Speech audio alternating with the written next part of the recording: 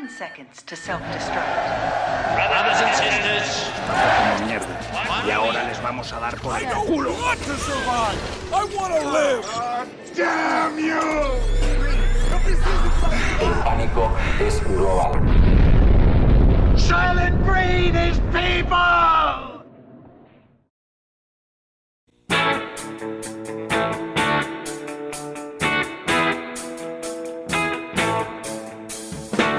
Saudações aos sobreviventes! Bem-vindos a Um Dia Depois do Fim do Mundo, o único podcast em que a gente assiste filmes para descobrir como vai ser o futuro da humanidade. O meu nome é Ellen, ainda estou esperando o fim do mundo no meu bunker 002, mais uma vez com meu amigo Rafael. Olá, gente! Agora ele quer ser chamado de R de Rafael, né, Rafa? Esse é o seu codinome agora? Exato, eu vi que é muito famoso, né, isso. E a gente vê que dá muito dinheiro para essas pessoas que colocam só a primeira letra do nome seguida de um ponto. Então também quero ser essa pessoa. Então, por favor, só chamem ele de R de agora em diante. Gente, hoje a gente vai falar de um filme que me fez pensar muito, que fez a gente, discutir bastante sobre o tema desse filme. É um filme muito famoso, muito icônico na internet, para a cultura da internet, para a cultura aí, britânica, de todo mundo, que é V de Vingança.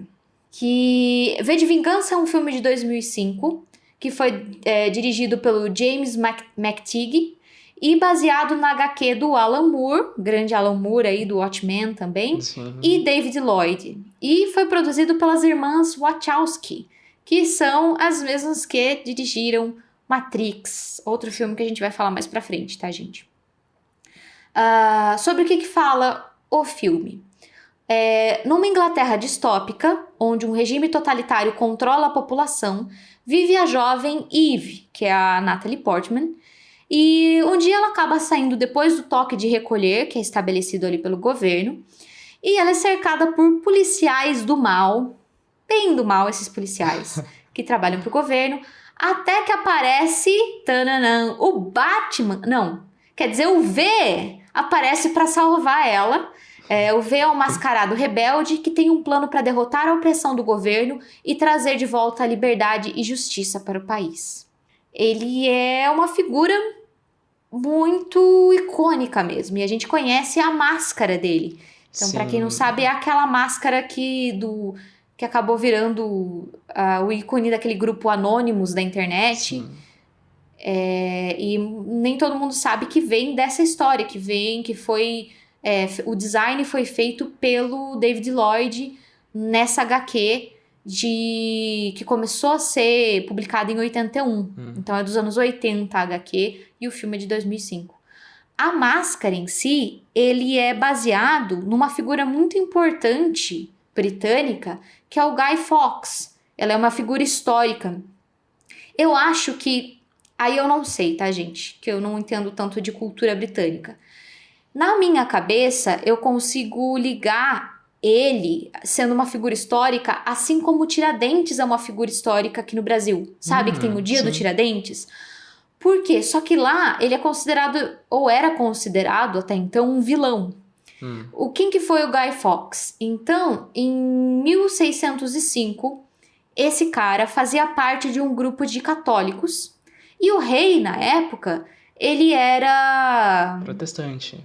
Ele era protestante.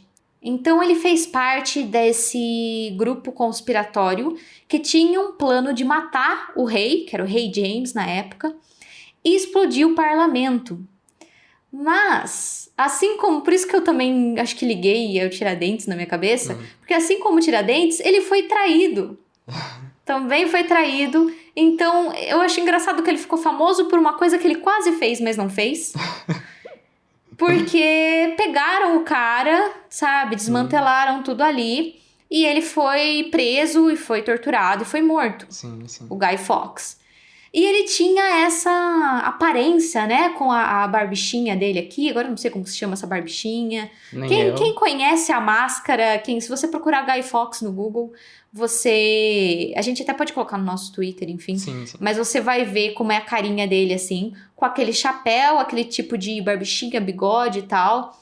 E daí esse rosto, ele foi usado pelo David Lloyd como de uma maneira bem iconográfica, assim, para fazer a máscara do V, que é o herói do V de Vingança, ou anti-herói, digamos. Ele não é...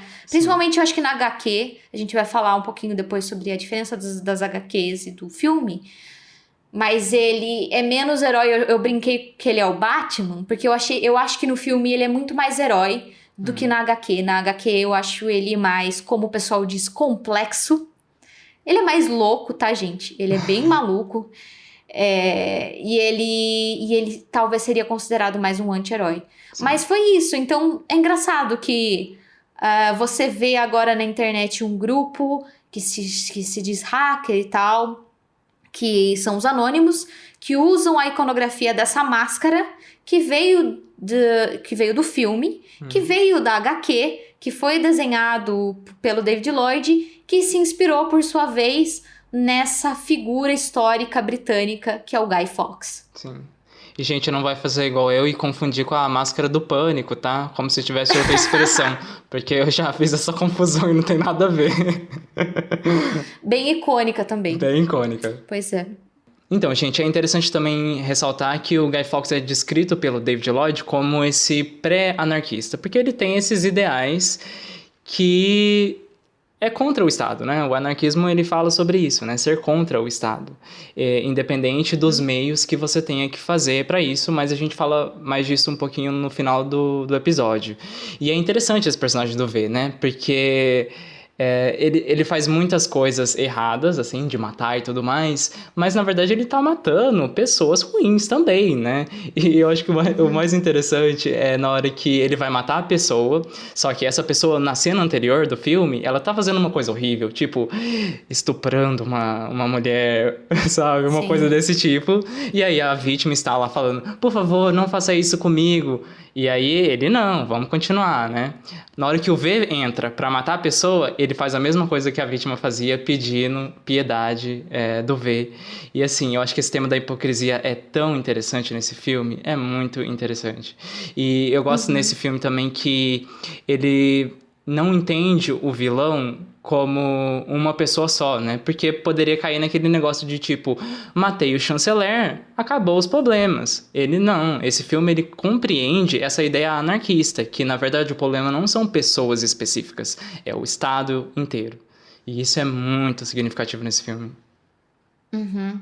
Gente, a gente vai dar spoilers aqui sobre o filme e a HQ, tá? Então já avisando. A gente sempre faz isso em todos os episódios. Fiquem preparados. O V, ele tem um motivo, então, para a vingança dele. Então, a gente tem um pouco sobre a história anterior dele, em que ele foi preso e torturado por esse... Isso acontece tanto na HQ quanto no filme. Por esse regime totalitário que prendia pessoas que faziam parte de certos grupos, de certas minorias, certo? Eu acho que esse tema de raça, principalmente, está muito mais presente na HQ. Eles falam sobre isso. Então, primeiro, eles descrevem que foram presos os paquistaneses, pessoas negras, e depois eles foram também atrás de pessoas homossexuais e depois de ativistas políticos, tipo socialistas. Sim. O que... né, já vai começando aí a gente a ficar meio assustado o quanto certos filmes distópicos se parecem com o mundo de 2020, né, pessoal? É uma HQ dos anos 80 e olha aí, o que... Ai, meu Deus do céu. Lembrando que ela tenta refletir essa em 1997, né? Então, o futuro dela, ela foi escrita na década de 80 e tenta refletir 1997. Então, é interessante essa visão, né, daquela época, sendo que 97 já passou pra gente aqui, a não ser que você seja do passado, tá? E você esteja ouvindo um dia depois do fim do mundo. Mas 97 já passou e a gente viu que as coisas não aconteceram assim, mas, na verdade, essa obra se mostra cada vez mais presente, igual a Ellen falou mesmo, né? Sim, e... Aí é que a gente vê, vendo esses mesmos temas, a gente já falou de vários filmes distópicos aqui, e a gente vê os mesmos temas de perseguição de minorias, de diferenças de classes sociais, de regimes totalitários que começam da mesma maneira, sempre, sempre. E daí a gente fala assim, nossa, esse criador, esse diretor, roteirista, é um visionário. Como é que descobriu o que ia acontecer no futuro? Não, gente, eles só estudaram história, tá? Eles só estão fazendo obras que se inspiram em coisas que aconteceram na história. Sim. O que acontece? Não tá acontecendo coisas que foram adivinhadas em trabalhos artísticos. Esses trabalhos artísticos refletiam políticos ou políticas, principalmente conservadoras, que sempre perseguiram minorias, Sim. sempre tem um grupo. Por quê? Para você ter domínio sobre a população, é muito mais fácil você mexer com instintos primários, com a raiva, o ódio, e daí você precisa de um inimigo, de um certo grupo. Geralmente são grupos que são diferentes de você, sabe? Então, eles vão pegar certos grupos que são fáceis de você, dessas pessoas odiarem, sabe? Sim. Então, eles vão trabalhar em cima disso, que é muito fácil, sempre com palavras muito fáceis, sempre mexendo com as coisas, né? Porque o mundo e as pessoas, elas são complexas. É difícil de você entender que todo mundo tem coisas boas e coisas ruins. É difícil entender isso. É muito mais fácil você se colocar como herói e as outras pessoas são os vilões que têm que ser derrotados e tudo mais. Então, eles lidam com essa dualidade, essa coisa simples de explicar e fácil, esse ódio que é muito fácil também de você incentivar. E eles dominam, eles manipulam a população desse jeito. Sempre foi feito isso e, pelo jeito, sempre vai ser feito porque continua funcionando, né? Sim. Eu acho que outro link que a gente pode fazer aqui, né, de semelhanças com a atualidade é que o filme, por exemplo, eu não li as HQs, então vou falar do filme, que ele critica, que as pessoas que criticam, aliás, o governo conduzidas à morte, ou seja, você não pode se opor ao governo, né, que é o caso dos pais da protagonista, da Ivy, é isso? Ivy, né? E eu achei um paralelo aí que a gente pode fazer, então, portanto, com o caso Marielle, né, que até agora não está resolvido, e cada dia mais a gente vê que as investigações estão mostrando que políticos estão envolvidos nesse caso, sendo que ela se opunha a eles, então, assim, as coisas estão cada vez mais semelhantes, né? Fora outras coisas também que a gente pode pensar aqui, a manipulação da imagem, por exemplo, né? Tem uma cena que mostra que a parte política mostra que o V está morto, mas na verdade ele não foi morto, e eles propagam essa notícia de que ele está morto. E fora isso, o vírus, né? Que na verdade foi criado pelo governo, mas ele está escondendo isso justamente para manipular as pessoas. Então, aí a gente já entra mais ou menos... Eu li a HQ, é muito, muito interessante. Ficou me assombrando assim de noite a história e aquele mundo que ele criou. E a gente já pode entrar nas diferenças que existem, né, no mundo da HQ e no mundo do filme. Eu acho que no filme eles limparam muito esse mundo e os personagens, inclusive o V, inclusive a Ivy, eles ficaram muito mais heróicos, eu acho, no filme do que na HQ.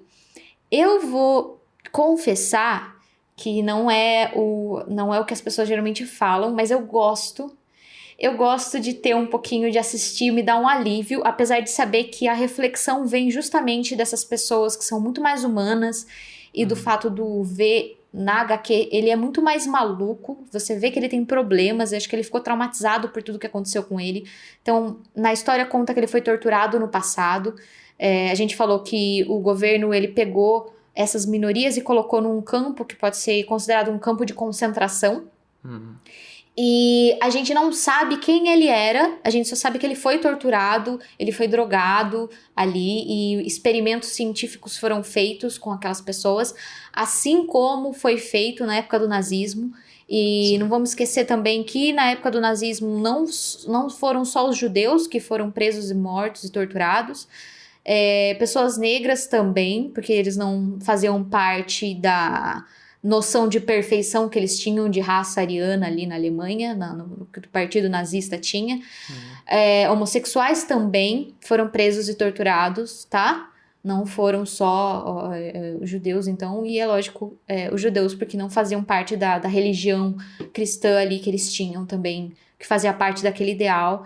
Então, todas essas pessoas foram vilanizadas e foi feita uma maneira de eles serem odiados e que a imagem deles fossem distorcidas e tal. O V, nessa história, faz parte de alguma minoria que a gente não sabe. Eu e o Rafa temos uma teoria sobre... Eu acho também que, de acordo com a HQ, essa é uma outra diferença, eu acho que o V é gay.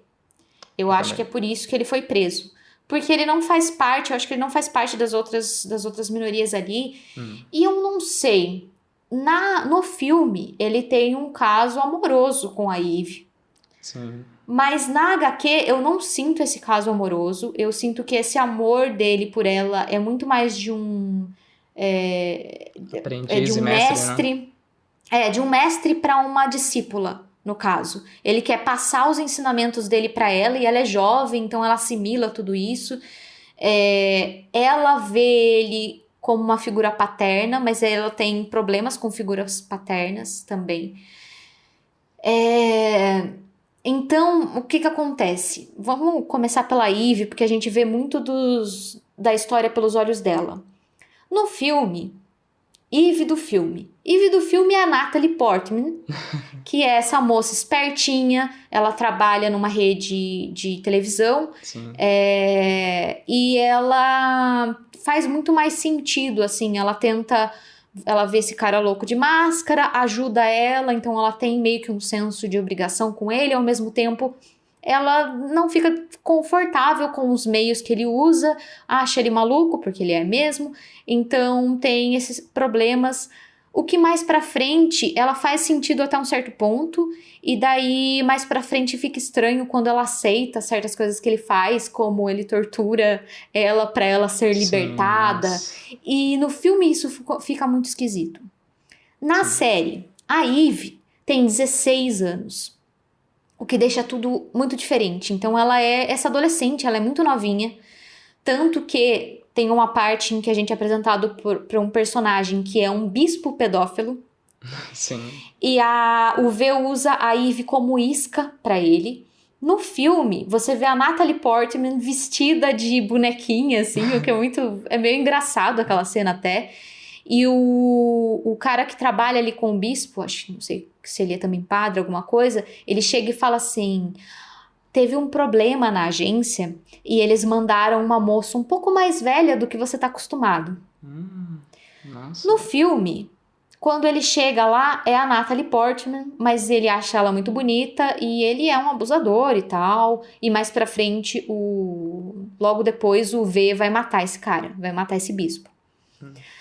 Na série, no HQ, fica muito mais sério, porque ela já tem 16 anos, ela diz que tem 15, só pra diminuir um ano ali, pra ficar mais próximo da idade.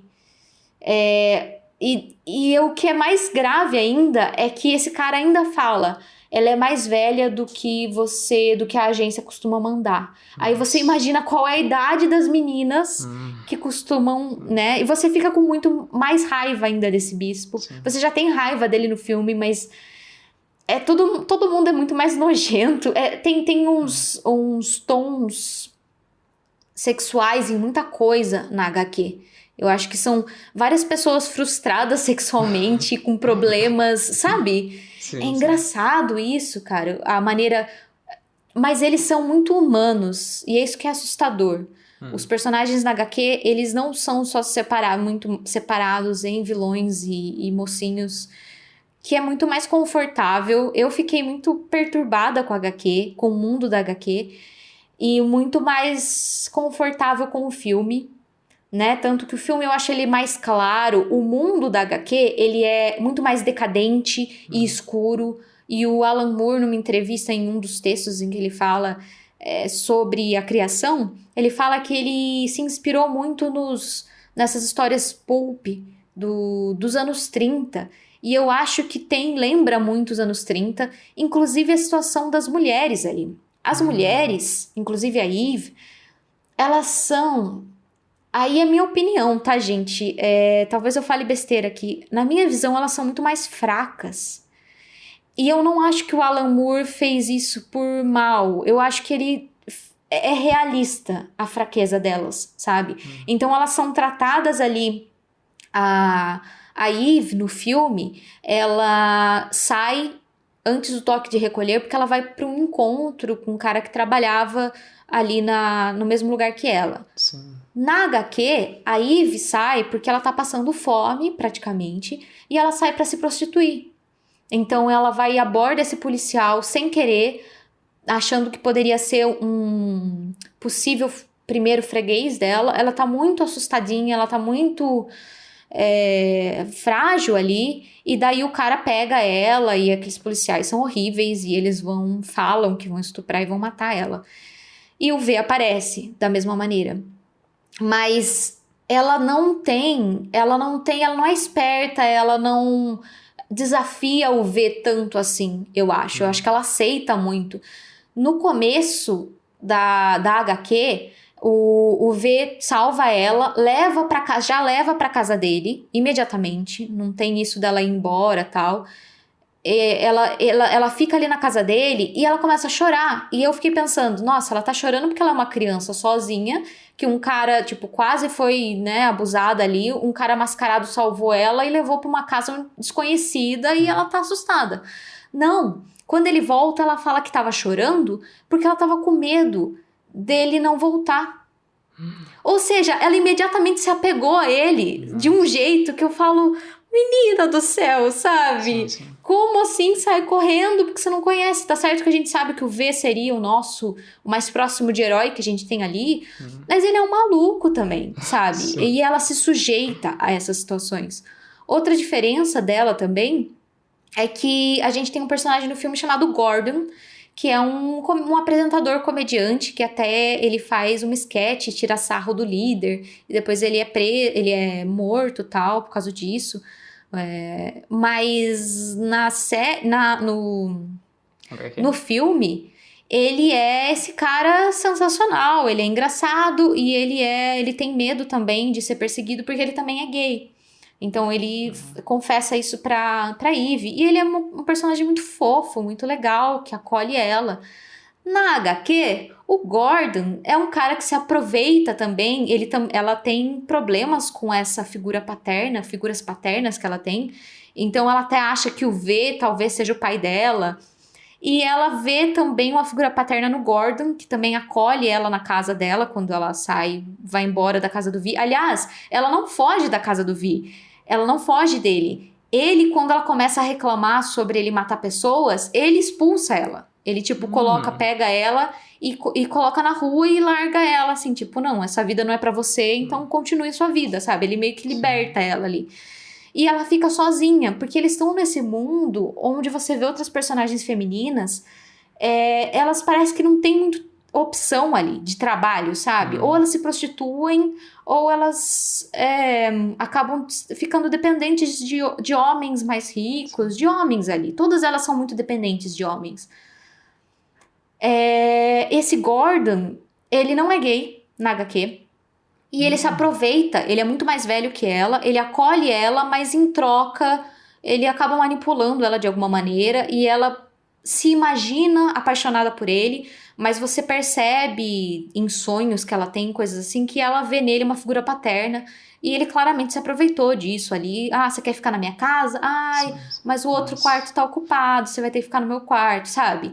E ela é muito novinha. Ai, é tudo muito horrível, gente. Tipo, esse mundo da HQ é muito real. Eu acho que isso me incomodou muito, porque é tão real. E são, sei lá, essas mulheres também tem uma outra personagem que não tem no filme, que ela é mulher de um desses policiais e o cara é super abusivo com ela e bate nela. O V mata ele, porque ele tá também no caminho ali do plano dele. E você acha, nossa, até que enfim esse desgraçado morreu e não sei o quê. E não, ela fica depois falando tanto quanto... ela amava ele. Ai, não sei o quê. E você fala, mulher do céu. E ela acaba também tendo que trabalhar num cabaré. E se sujeitar a um outro homem que ela odiava, tal. E pra conseguir sobreviver. As mulheres ali, você fica muito tempo com elas. E você vê... esse desespero da situação dela, sabe? Mas ao contrário do que eu vejo em outros, às vezes, autores homens que fazem essas personagens femininas de um jeito irrealista até e tal, eu acho que essa fraqueza... Eu tô falando fraqueza, mas, sei lá, entre aspas, tá, gente? Essa situação delas é muito realista, sabe? Você vê o sofrimento delas ali, mas eu fico com raiva delas não reagirem e falar, gente, faz alguma coisa.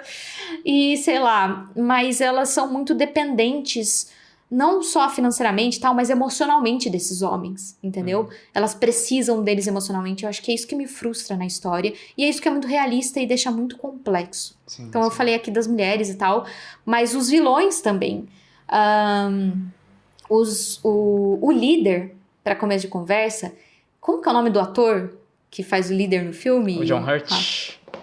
John Hurt. Gente, a gente já fez um episódio sobre 1984 e o John Hurt faz o Wilson, que é o protagonista de 1984. Agora ele... parece que o jogo virou, não é mesmo? Porque agora ele é o Big Brother, praticamente. Ele tá nessa imagem desse líder que só aparece numa tela dando ordens e coisas assim. Mas na HQ, o líder também não é esse vilão caricato que só aparece através da tela. Você acompanha a vida dele, acompanha os pensamentos dele, e novamente você tem esses subtons sexuais ali, porque ele é um cara frustrado, e ele fala várias vezes quanto ele odeia negros, ele odeia gays, e ele tem nojo de mulheres. Olha que engraçado. Mas ele é apaixonado pelo computador dele ali, praticamente, pelo que ele chama de destino. E tem uma hora que eu acho que o V... Eu não sei se é a alucinação dele ou é o V que fica mandando mensagem... Tipo, ele é meio troll, né? Que fica mandando mensagem, eu te amo, e ele acredita que o computador ama ele mesmo. É uma coisa assim, é uma visão... Eu acho muito realista, porque todos eles têm uma visão muito suja do sexo. E eu acho... que isso influencia muito. Um dos motivos pelo qual a gente consegue vilanizar certos grupos é a maneira como o conservadorismo fala do sexo, sabe? Sim, sim.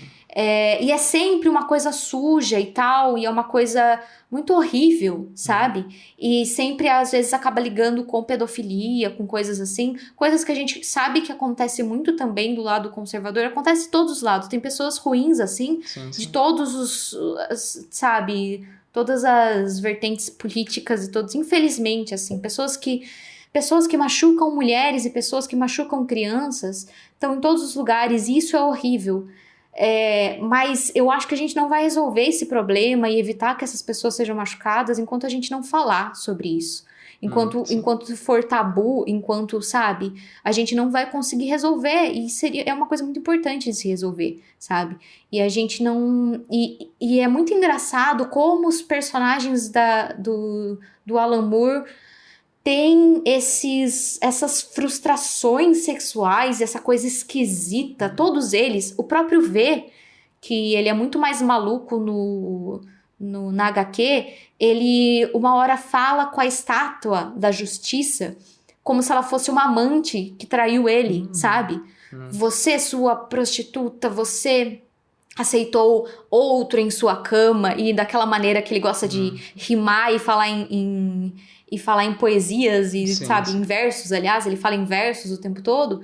Ele fala assim com ela, mas ele xinga a justiça como se ela fosse uma mulher que traiu ele, e ele usa muito essa linguagem sexual pra falar de coisas assim.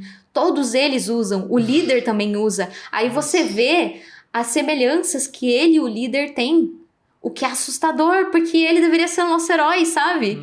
E, enfim... A HQ é muito interessante, gente. Ela é muito complexa e ela assombra muito mais o nosso psicológico, porque ela é muito mais realista São de pessoas muito mais reais, sabe? É difícil bater com essa ideia, né, de que pessoas criminosas são pessoas comuns, não são monstros, assim, de imagem, né? Eu digo. Sim. Então, assim, a pessoa que pode estar do seu lado, ela pode ter cometido um crime. Ou você pode cometer um crime, assim, entendeu? Não são monstros, criaturas espaciais. Eu acho que até o terror tenta passar um pouco disso, né? De, tipo, colocar essa imagem do vilão em outra imagem que não seja humanizada, né?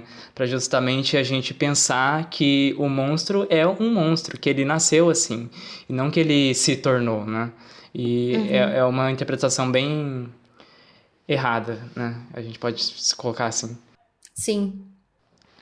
Então a gente falou aqui de governo totalitário, né? E com certeza é o assunto aqui do V de Vingança. E a gente já deu vários exemplos aqui, e mais um exemplo aqui que eu vou dar é o nome do nosso chanceler, né? Que no filme, eu sei que aparentemente o nome foi alterado da HQ, mas no filme ele chama Adam Sutler. E que nome parece esse, né? Adolf Hitler. Então, assim, governo totalitário já é a crítica do filme, mas eu não vou falar de governo totalitário agora, ou não tão explícito assim, porque V de Vingança também critica o governo Thatcher. Então vamos conhecer agora um pouquinho do governo Thatcher. O que foi isso? Então a Margaret Thatcher foi a primeira ministra do Reino Unido, que ela subiu no cargo em 1979. E ela foi responsável por instalar o Thatcherismo, um governo neoliberal que defende, entre tantas outras coisas, a privatização de empresas estatais, por exemplo, porque eles acham que isso seria bom. Mas a questão é bom para quem, né?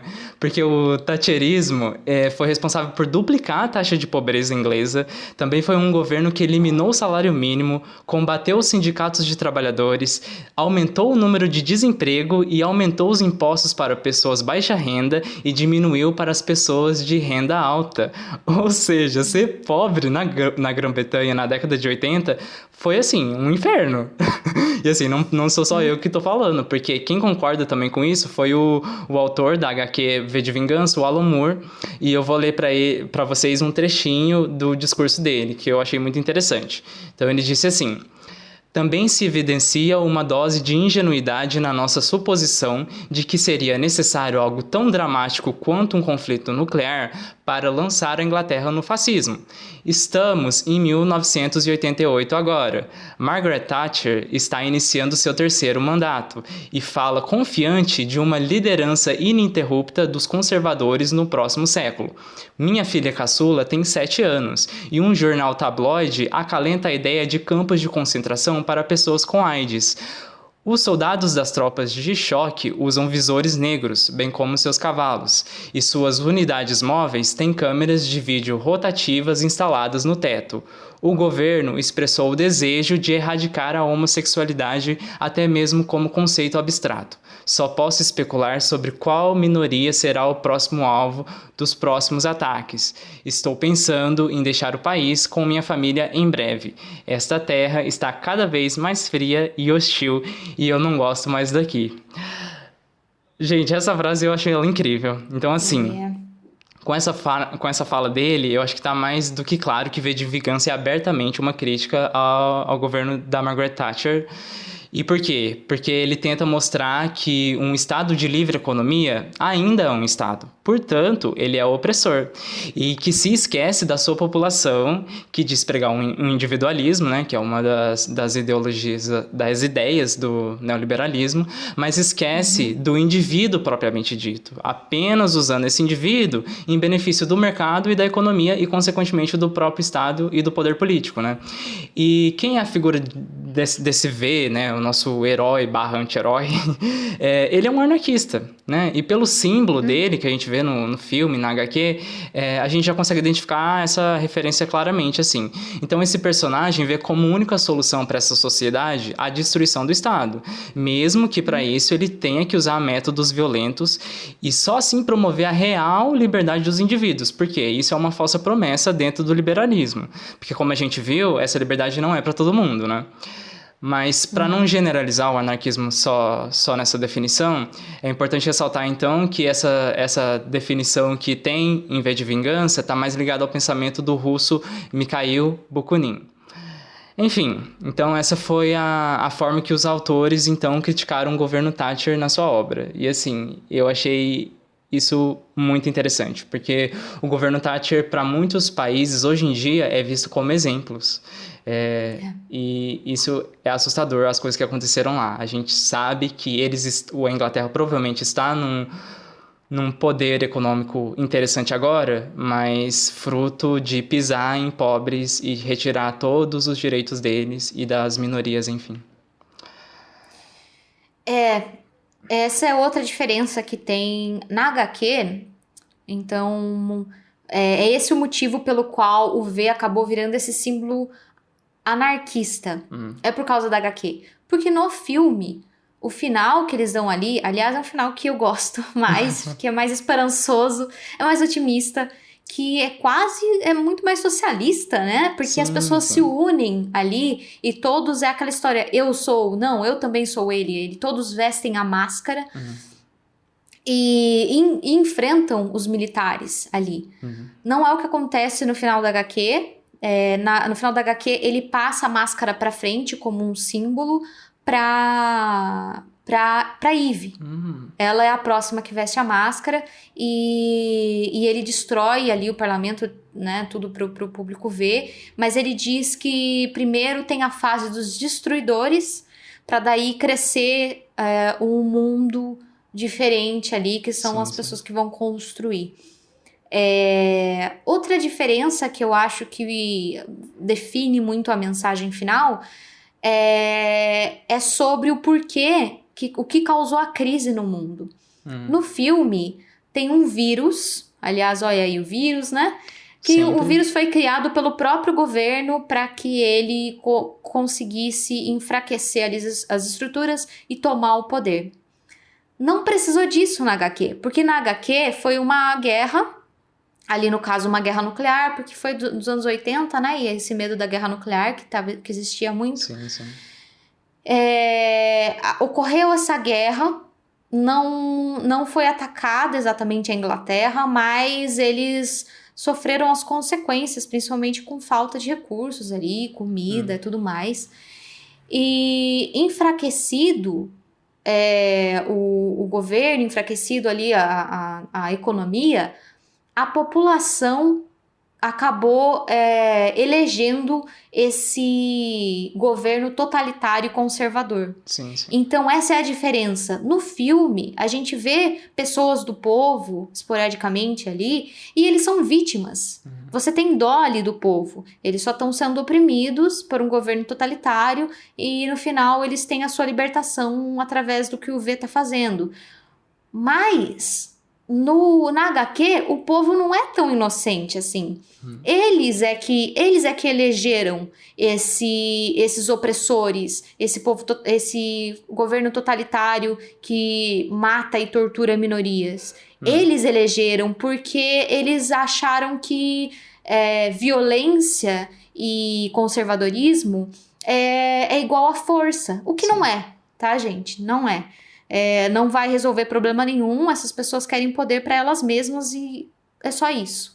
Mas e é muito assustador, né? Porque é muito mais real, de novo, muito mais real. É isso que acontece mesmo. É assim que esses governos totalitários sobem ao poder. É o próprio povo que acaba colocando eles lá porque é simples e porque porque eles fazem tudo através da violência e as pessoas ainda acham que violência é sinal de força.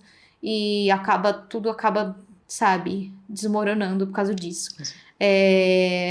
Então, a história do filme é muito mais o bem versus o mal, enquanto a HQ, ela investiga por trás disso tudo, quem é que criou, como é que se cria um governo assim, como é que se forma um mundo daquele jeito. E daí a gente vê o próprio povo. O próprio povo formou e é o responsável por aquilo, sabe? Então vamos para a nossa pergunta.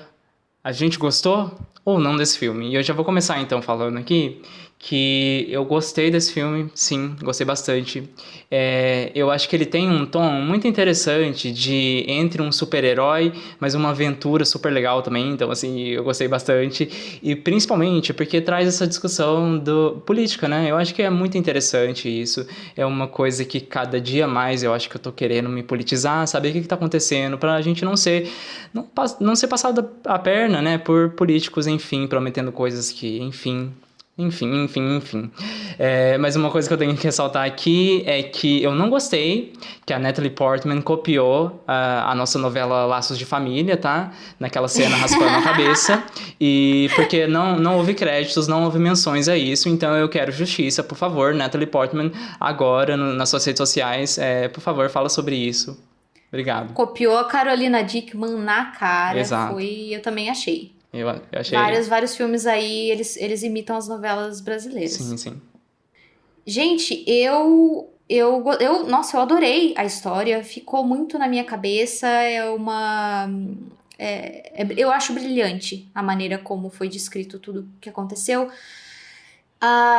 Daí tem a nossa pergunta, a gente já passa para a nossa pergunta final também, que a gente sempre fala se aconteceria ou não. Esse seria, né, o presente ou o futuro, esse filme, essa HQ. E eu acho que sim, que vai acontecer, que às vezes a gente já disse que já está acontecendo, que isso já descreve muito a maneira como esses certos governos sobem ao poder, sim. Mas também vai acontecer porque eu e Rafael estaremos ali com a máscara do pânico, fazendo o nosso discurso aí, né, socialista, anarquista, sim. Comunista, todos os istas, a gente vai estar fazendo discursos aí, e daí todo mundo vai usar a máscara do pânico e vamos nos libertar, vai ser muito bonito, vai ser muito bonito. Então vocês, fiquem de olho nas nossas redes sociais, que a gente vai marcar esse evento ainda, todo mundo coloca sua máscara do pânico, tá, gente? Já prepara, porque vai acontecer um evento grande aí. Já estamos anunciando em primeira mão, hein, gente? Por favor, compareça. Sim. Segue nós no Twitter e no Facebook, tá, gente? Pra mim, gente, é super fácil acontecer. Eu acho que a gente já falou aqui, governos totalitários estão mais do que presentes, só que estão fantasiados aí de democracia, né? Infelizmente. Então a gente pensa que a gente está libertos, assim, e tudo mais, mas é só uma fantasia, tá? Então, por favor, vamos tomar cuidado com isso. E só para trazer uma informação aqui final, é que em 2008, a Inglaterra foi o país com o maior número de câmeras de vigilância de todo o mundo. E eles usavam esse discurso recorrente de que a vigilância é uma coisa necessária, né? Ou seja, você perder a privacidade em troca de proteção e menos risco de violência. Mas a gente sabe o que eles estão controlando a gente, porque a única pessoa que está liberta nesse caso é a pessoa que está atrás da câmera, né? É a única pessoa. Enfim, vamos tomar cuidado, vamos tomar conhecimento. Aí, 1984, Big Brother. Exato. Viu? Gente, tá tudo ligado. Acho que o fim do mundo... Tem o Vírus, que foi o primeiro filme que a gente fez, foi 28 dias... Sim. Extermínio, né? Sim. 20 Days Later. Tá tudo ligado, gente. Esses filmes é tudo... A gente tá falando do mesmo filme de novo e de novo. É impressionante. Não, assim, por isso que eu tô achando que o Apocalipse Bíblico vai ser o mais certeiro. Porque no Apocalipse Bíblico acontece tudo, né? Tudo de ruim. Então, tudo que a gente viu aqui de Apocalipse vai acontecer. Já tá escrito na Bíblia. Então, assim, é o mais próximo que eu acho que vai acontecer, sim. Veja o nosso episódio dos Mais Amados, tá, gente? Sim. Pessoal, então é isso. Se preparando aí pro fim do mundo, preparando sua máscara do pânico, tá? E não esqueçam de seguir nas nossas redes sociais para saber quando os eventos vão acontecer. @depoisdia no Instagram e no Twitter, /depoisdia no Facebook e um dia depois do fim do mundo no YouTube. Muito obrigado por escutar. Bunker 002, câmbio desligo. Muito obrigado por escutar, gente. Já tô aqui dando o meu comparecer, tá, no evento. Rafael, Bunker 03, câmbio desligo.